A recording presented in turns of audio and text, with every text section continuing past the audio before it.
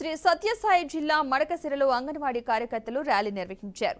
జాతీయ కోరికల దినోత్సవం పురస్కరించుకుని అంగన్వాడీ కార్యకర్తలు తమ సమస్యలు పరిష్కరించాలని కోరుతూ సిడిపిఓకు తహసీల్దార్కు వినతిపత్రం అందజేశారు. అనంతరం ర్యాలీగా వెళ్లి వైఎస్ఆర్ సర్కిల్లో మానవహారం నిర్వహించారు. అంగన్వాడీల సమస్యలు పరిష్కరించాలని డిమాండ్ చేశారు.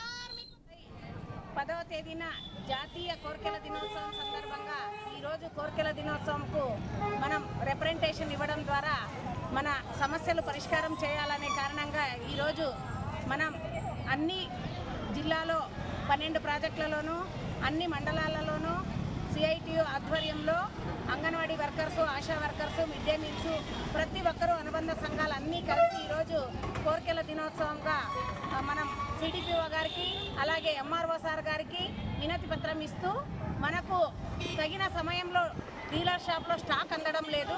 ఆ స్టాక్ కూడా మనకు 5వ తేదీ లోపు స్టాక్ ఇవ్వాలని ఈరోజు ఎంఆర్ఓ సార్ గారికి సిడిపిఓ గారితో మరియు డీలర్లతో ఒక సమావేశం ఏర్పాటు చేసి మన సమస్యను పరిష్కరించాలని కూడా ఈ కోరికల దినోత్సవం సందర్భంగా ఈ డిమాండ్ను సార్ దృష్టికి కూడా తీసుకెళ్లడం జరిగింది.